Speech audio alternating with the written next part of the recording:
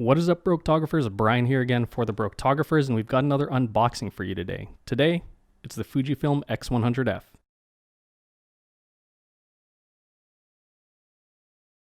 So this one I'm really excited about because I've been waiting for quite a while for one of these. I did not pre-order it. If you watched the last blog, you'll know that I got rid of my X Pro 2 to get one of these, and the decision hadn't been made until about 2 months ago. And since then, I've been waiting for one of these to come back in stock.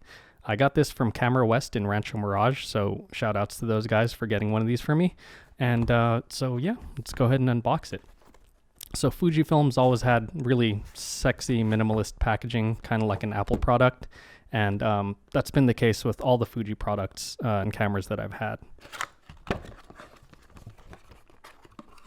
It's got a nice little simple black box here, and this thing's upside down, but you'll see that it's got the Fuji X on the packaging, and that's been something that's been on all of their X cameras. At least on my X Pro 2, it had a nice little X cutout on the packaging, so that's really cool. You got your manuals. I don't think there's any CDs.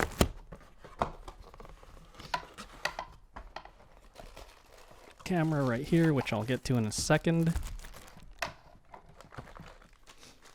Charger. Strap. I've never actually used the Fuji straps just because they tend to deteriorate really quickly. So I'll be using this with my Peak Design leash, and maybe later on I'll get some sort of hipster corded or leather strap for the camera. But yeah, I never really used their straps. They're not the greatest.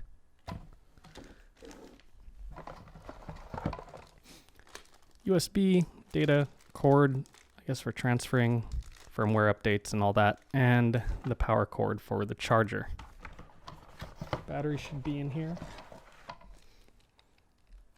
This is an eyepiece cover, along with the little body protective things for the strap, as well as the strap loops. So I did try this out while I was at the shop.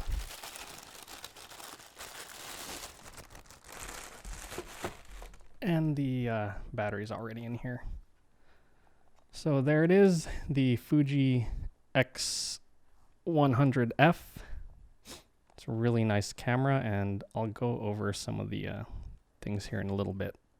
So this is the Fujifilm X100F. It's the fourth iteration of their X100 series cameras, and if you saw the vlog about me getting rid of my X Pro 2, you'll know the reasons why. And the main reason is I quite literally shot about 90% of my shots on the X Pro 2. Even though I had other lenses, I shot about 90% of the shots with the 23 1.4. So having this camera with a fixed 23 wasn't really going to hinder me in any way, being that I shot most of my stuff with the 23 millimeter. Now, I do lose a stop, but I would normally stop down to f2 or f2.2 on the 23 1.4 anyway. The internals of the X100F are almost exactly the same as the X-T2 and the X Pro 2, so it's got the new X-Trans 3 24 megapixel sensor, has the same image processor, as well as all of the new film simulations like Acros. Another welcome addition to the X100F is using the same NPW126S battery that's used in all of their other ILC cameras. So if you own one Fuji camera, you really only need one charger, and you can use the same batteries across the entire system. So I've got a bunch of these left over from my X Pro 2. The Extreme Wolf brand that I got off Amazon is pretty good. I know a lot of people have had success with Wasabi Power as well, but I've got a bunch of these, so I'll be able to use these with my X100F. Physically, compared to the X Pro 2, the X100F is a lot smaller and lighter. Also, because of the pancake style lens, it's a lot less intrusive. The X Pro 2 wasn't intrusive to begin with, and it was really unassuming, but this is even more unassuming in being so small. So you can get away with quite a bit more with a smaller camera and setup like this, but it's still just as powerful as its bigger brothers. Being a lot smaller than the X Pro 2, the grip on this isn't that great, and also it's a little bit thicker than the previous generation X100s, mostly due to the new battery.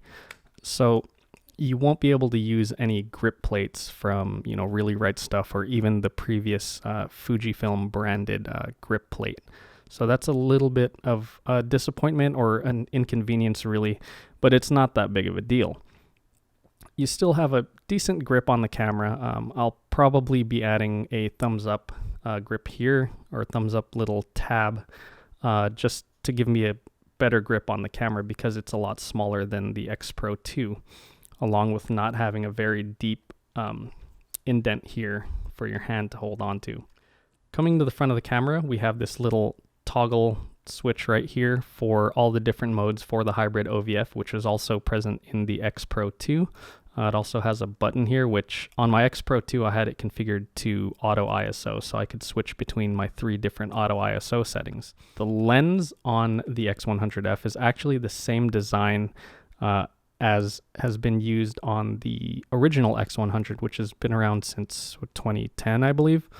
So even with double the resolution of the X100, the lens can handle the new sensor. So I don't think we'll be seeing an update. Again, as I said, they'll have to update the lens anyway if they want to weather seal it for the 5th generation. So that's still 3 years off. So it's nothing that I'm really that worried about, being that I only ever used my X Pro 2 in inclement weather a handful of times, and it wasn't really that bad, especially out here in California where it doesn't really rain very much. It's sunny year round, so that's not really a problem that I've run into. On the left side of the camera here, we have the different autofocus modes. You have manual, continuous, as well as single shot, and the little lug here for your strap. On the back is where most of the changes have come. They moved all of the buttons here to the right, so you can operate this camera almost entirely one-handed, as well as adding a joystick here, which is really invaluable for switching all of your different focus points. The Q button here is kind of in an odd place, I feel, but it's not really, you're not going to inadvertently hit it with your thumb, because if you hold it like this and you're toggling the command dial right here, it's not really that big of a problem. The view mode switch is in a nice place. You can just switch it really quickly with your other hand, as well as your auto exposure and autofocus lock right here, which is also within thumb's reach. Nothing really very exciting on the right side. You have the little door with your HDMI. It's the micro HDMI out, along with your data port and the mic and remote input. On the top, you have your on and off switch, your shutter release function button. On my old X100S, I had this function button set to the ND filter, which is a 3-stop ND filter, a physical 3-stop ND filter built into the camera, which is really nice for outdoor photography or shooting portraits and having that shallow depth of field. It also has the exposure compensation right here, which has a really nice tactile click to it, and the shutter dial right here, which also has an equally nice tactile click. One of the things on this camera that was borrowed from the X Pro 2 is the combination ISO and shutter dial. So you pull up on this little ring and you spin it to change your ISO, and that's really nice. One of the things the X Pro 2 had, and I can't tell on this yet, but the way the X Pro 2 was designed, it had these little tabs that came out on each side of the ISO. So if you hold it like this and you pull up on the ring and then you just spin it this way, that's one stop. So actually, let's see if we do this. Right here, we're at 200. If I hold it like this, pull it up and spin, that's one stop. So it has the same physical sort of indexes, and something you kind of get used to after a while, but it makes it really easy to switch between your different ISO settings once you get the feel for it. I know a lot of people don't really like it, and it's possibly another part of the camera that can break, but I haven't really had a problem with it.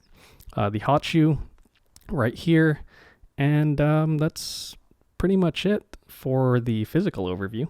So again, like I mentioned, the main reason I went down to an X100F from my X Pro 2 is mainly because of size, and also because I really wasn't using all the lenses that I purchased for the X Pro 2. For what I use this for, just general photography, travel, and just as a nice small camera to have on me all the time, I was shooting most of my stuff at 23 millimeters. So the other most used lens I had was an 8mm fisheye from Samyang, which is also actually very good and a really fun lens to use. But I shot most of my stuff at 23, so that's why I didn't feel like I needed any more than this. It's smaller. I did get the filter adapter ring as well as the hood for this camera, which actually goes on just like this. So it has this protective ring right here, and that comes off and allows you to mount a filter. So you can actually mount a filter reverse. You flip it around and you can mount it that way, or you can get the filter adapter ring, which is actually two pieces. The hood is a separate piece, and then the filter adapter ring, which is this piece right here, and allows you to screw filters on to the X100F. So that goes on just like this. This one is the original Fuji adapter and hood, but there are cheaper ones available on Amazon for I think about $12 or $15, and it's really nice. It's still very small. I usually don't use it actually with the hood or the adapter ring, mostly because I want my setup to be as small as possible. So being able to just slap the lens cover on just like that and have it, you know, this is pocketable. You can throw it in a jacket pocket, or I guess if you have cargo shorts or really big jeans or something, it'll fit in there too. One thing about using the filter adapter and the hood is that it does intrude on the OVF a little bit, because this part comes out into the field of view of the OVF. And that is the unboxing and quick overview of the Fujifilm X100F. I'm really excited to finally have this camera and start shooting with it.